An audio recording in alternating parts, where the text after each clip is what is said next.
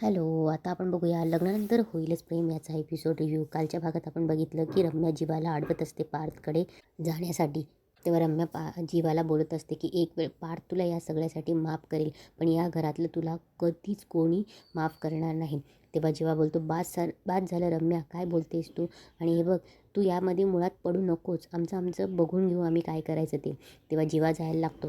तेव्हा रम्या पुन्हा अडवते आणि बोलते की तुला कळलं नाही का मी काय बोलली ते? तेव्हा रम्या बोलते, पार्थ रिस्पॉन्स देत नाही, आवाज येत नाही मधून. तेव्हा मानिनी पुन्हा दरवाजा वाजवत असते.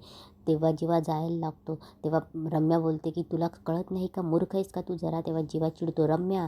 तेव्हा रम्याही चिडते आणि बोलते की गप्प बस तू. तेव्हा रम्या बोलते, आजपासून तुझी नजर आणि तुझा आवाज खाली ठेव. तेव्हा रम्या बोलते, थोडीशी लाच शिल्लक आहे ना, की सगळी काव्याबरोबर पाठवून दिली आहेस. तेव्हा मानिनी बोलते, रम्या काय बोलतेस तू? जरा शांत बस ना. वेळ काय, काळ काय आणि तुझं काय चाललंय? तेव्हा मानिनी पुन्हा जाते, पार्थ दार उघडणार आहे, आम्ही सगळे बाहेर थांबलोय. तेव्हा रम्या बोलते, तुझ्यामुळे जर पार्थला काही झालं ना तर मी तुला सोडणार नाही जीवा. तेव्हा मानिनी बोलते, रम्या. तेव्हा मानिनी बोलते, जीवा चल ना, तू तरी बोल एकदा, तुझ्यामुळे तरी पार बाहेर येतोय का? तेव्हा रम्या जीवाला अडवत असते. तेव्हा जीवा बोलतो की रम्या तू शांत बस. तेव्हा रम्या अजून अडवत असते. तेवढ्यात पार्थ दरवाजा ओपन करतो आणि बाहेर येतो. तेव्हा सगळ्यांना दिलासा भेटतो. तेव्हा मानिनी बोलते, पार्थ अरे काय रे, घाबरवलंस ना, तू ठीक आहेस ना? तेव्हा पार्थ बोलतो, हो, क्लायंटसोबत कॉल आहे, मी जरा बाहेर जातोय, मला डिस्टर्ब करू नका. तेव्हा पार्थ बोलतो, काळजी करू नकोस आई, मी कुठलंही टोकाचं पाऊल उचलणार नाही. माझ्या अशा वागण्याने तुला, बाबांना आणि घरच्यांना काय त्रास सहन करावा लागेल ना, याचा अंदाज निदान मला तरी आहे. तेव्हा पार्थला फोन येतो. तेव्हा काव्य बोलते, कुलकर्णी सर, हे आपली नागपूरचे क्लायंट ना, मी सुद्धा कॉलमध्ये जॉईन करू का? तेव्हा पार्थ जातो. तेव्हा रम्या बोलते, मामी मी त्याच्यासोबत आहे. तेव्हा मानिनीही बोलते की जा त्याच्याबरोबर. तेव्हा मानिनी आणि जीवाच असतात. तेव्हा जीवा बोलतो, काय होऊन बसले हे सगळं? असं वाटलं होतं 16 तारखेनंतर हा गुंता सुटेल, पण हे सगळं गुंतागुंतीच्याही पलीकडे गेलंय. तेव्हा मानिनी जीवाजवळ जाते आणि बोलते की जीवा, तू हार मानू नकोस. माझा राग नाही आहे तुझ्यावर, कारण तुझी नियत साफ होती. जे झालं ते खूप वाईट झालंय. अर्थात एक सल कायम राहील मनात, काव्याने नाही, पण तू सांगायला हवं होतेस रे मला.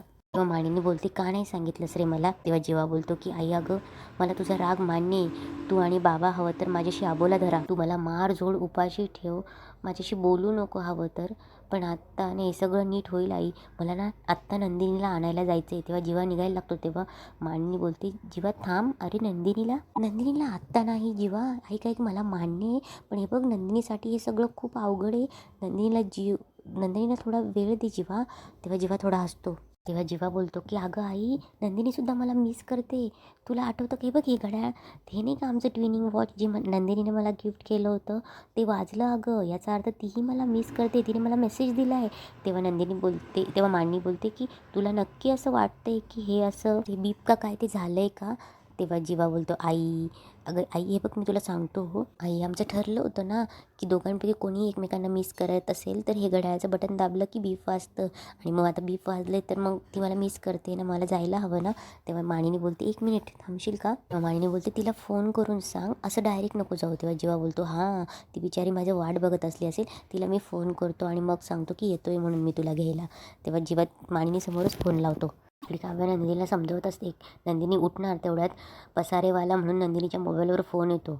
काव्या बघते, काव्या फोन घेते आणि नंदिनीकडे देते आणि बोलते, ताई घे ना. तेव्हा नंदिनी बघते फोनकडे आणि तिथून निघून जाते. तेव्हा काव्या बोलते की ताई.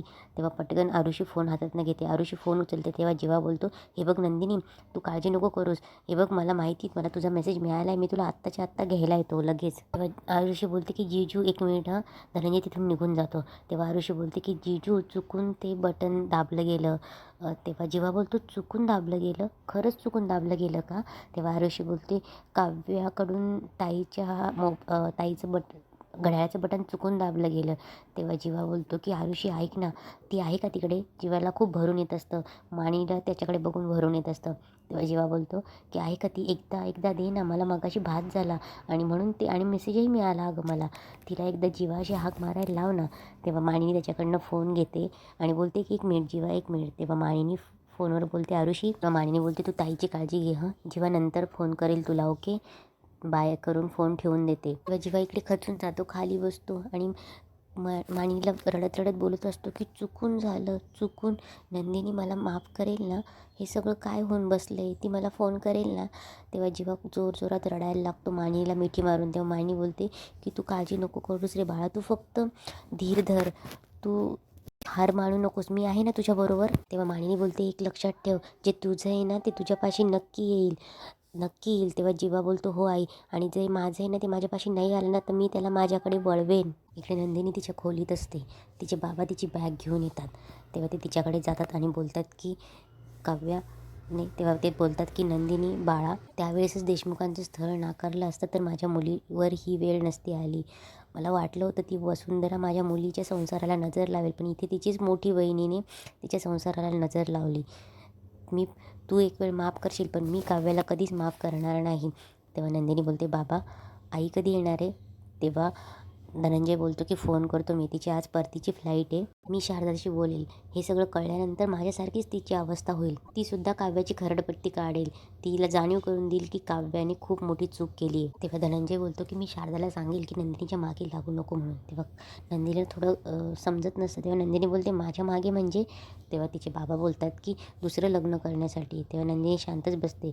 मी शारदालाही सांगेल की तुझ्या मागे नको लागायला दुसरं लग्नासाठी, आणि मीही नाही मागे लागणार, कारण की माझ्या मुलीचं एकदा लग्न मोडलं आहे आणि मी तुझ्या पाठीमागे खंबीर आहे बाळा. आता दुसऱ्यांदा मी पुन्हा ती घोडचूक नाही करायची आणि माझ्या मुलीला पुन्हा हरताना बघायचं नाही मला. एवढं बोलून धनंजय रडतो आणि तिथून निघून जातो. इकडे रम्या पार्किंगमध्ये येते. पार्थ गाडीत बसलेला असतो. तेवढ्यात रम्याला वसूचा फोन येतो आणि वसू बोलते की कुठेच बाळा? तेव्हा रम्या बोलते जिथे असायला हवं तिथे. तेव्हा वसू बोलते पार्किंगमध्ये काय करतेस?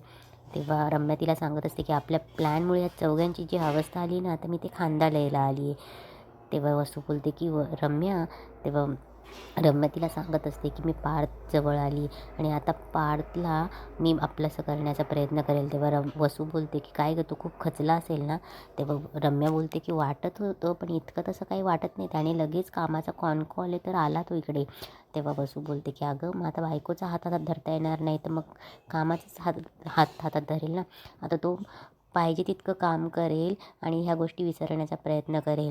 तेव्हा रम्या बोलते की हो, आणि मी त्याला प्रत्येक गोष्टीला नेहमी जाणीव करून देत राहील की त्याची बायको कशी निघाली म्हणून, आणि मी त्याला आपलंसं करण्याचा प्रयत्न करेल.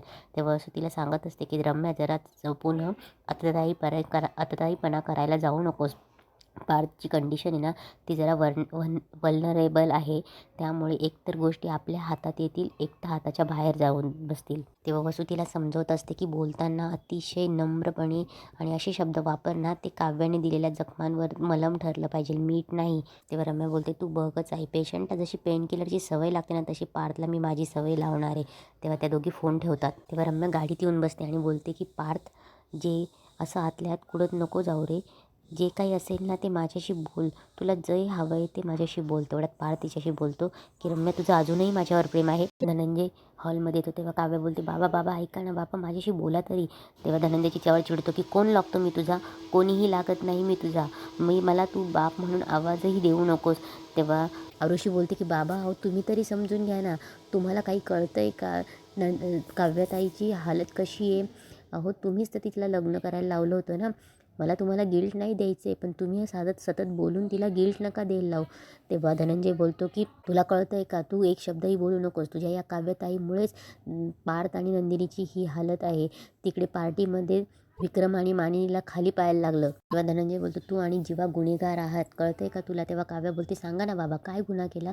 माझ्या बहिणीचा विचार केला हा गुन्हा केला, देशमुखांच्या घरातल्या सगळ्यांचा विचार केला हा गुन्हा केला, स्वतःचा भूतकाळ विसरून पार्थचा हात धरायचा हा गुन्हा केला. तेव्हा धनंजय बोलतो हो. तेव्हा धनंजय बोलतो तुझा हा भूतकाळ तू सगळ्यांपासून लपवला हाच गुन्हा होता. तेवढ्यात तिथे शारदा येते आणि तेव्हा ती बोलते की मग मी पण गुन्हेगार आहे. तेव्हा काव्य आणि धनंजय आरुषी तिच्याकडे बघायला लागतात. इकडे पार्थ रम्याला विचारत असतो सांग ना तुझं अजूनही माझ्यावर प्रेम आहे? तेव्हा पार्थ बोलतो सांग ना. तेव्हा रम्या मनात बोलते की हे काय ऐकते मी, म्हणजे पार्थला कळलं का मीच त्याची करेक्ट चॉईस आहे म्हणून? तेव्हा पार्थ बोलतो की रम्या काय विचार करते सांग ना. तेव्हा रम्या बोलते हो अरे करते, मी लहानपणापासून करत आली आणि अजूनही एक तीळभरही कमी झालेलं नाही आहे. तेव्हा पार्थ बोलतो मला वाटलं तू नाही म्हणशील. तेव्हा रम्या बोलते असं का वाटलं तुला पार्थ. तेव्हा पार्थ बोलतो की मला वाटलं तू म्हणशील की मी मूव ऑन झाली आहे. तेव्हा पार्थ बोलतो म्हणजे मला तुला विसरता आलं, म्हणजे मला तुला विचारता आलं असतं की खरं प्रेम विसरायला किती वेळ लागतो ते. तेव्हा रम्या थोडी शांत होते आणि बोलते की नाही अरे तुला सांगू का. रम्याला की शब्द चेंज करते की नाही अरे म्हणजे खरं प्रेम असं काही नसतं अरे. आणि काय लगेच आपण ठरवलं तर लगेच विसरू शकतो. मी आहे ना तुला काव्याला विसरायला मदत करेन. तेव्हा पार्थ बोलतो की स्वतःकडेच बघ आधी. तेव्हा पार्थ बोलतो माझं लग्न झालेलं असताना तू अजूनही म्हणतेस की तुझं माझ्यावरचं प्रेम अजून ओसरलेलं नाही आहे. मग तू माझ्या बाबतीत असं कसं म्हणू शकते की मी काव्याला लगेच विसरेल म्हणून. मनावर लिहिलेलं एकदा पुसलं जाऊ शकतं पण मनावर कोरलेलं कसं पुसणार आहे. अजूनही काव्याचं अस्तित्व जाणवतंय मला. त्यांच्या गप्पा, त्यांचं माझ्यावर फिस्कारणं, आमच्या बेडरूममधलं बोलणं, त्यांच्या हाताची बनवलेली सिनेमन कॉफी, त्यांनी ती रेड वेल्वेट पेस्ट्री, आमचं 11-11चं टाईम बघणं. हे युनिवर्स कसं विसरणार आहे मी. कसं पुसलं जाईल हे. माणसं सोडून गेले तरी त्यांच्या आठवणी राहतात मागे. जखमा बऱ्या झाल्या तरी त्याचे व्रण राहतात मागे. आणि माणूस जर जखमा देऊन गेला तर त्याचे व्रण तरी का सांभाळून ठेवायचे. तो पार्थ रडतो काय करू मी, कसं विसरू काव्याला. तेव्हा रम्या पर्णा दिलासा देते की पार्थ तू शांत हो, पाणी पे म्हणजे तुला बरं वाटेल. तेव्हा पार्थ पाण्याची बॉटल घेतो आणि पुन्हा त्याला आठवतं की त्याने डोक्यावर पाणी ओतलेलं असतं. तेव्हा पार्थ बोलतो नाही नको. तेव्हा रम्या बोलते अरे. तेव्हा पार्थ बोलतो नाही आधीचा पार्थ गेलाय आता त्याचे अंशही सर्व गेले. मला जुनं काही आठवायचं नाही. पार्थ तिथून चालला जातो. तेव्हा रम्याला हसायला त्याने बोलतो काव्य आणि तिच्या आठवणी एका क्षणात नकोशा झाल्या पार्थला. ती पटकन मूव ऑन व्हायच्या गोष्टी केल्या पार्थने. पण तू काळजी करू नकोस पार्थ. काव्याला लवकरात लवकर कसं विसरायचं हे मी आता बघेन. तेव्हा शारदा बोलते काव्याने कोणताही गुन्हा केलेला नाहीये. तेव्हा धनंजय बोलतो शारदा. तेव्हा शारदा बोलते की तिचा तो भूतकाळ होता हे सांगते ना ती काव्या. तेव्हा धनंजय बोलतो मग आपल्याला कोणाला का नाही सांगितलं.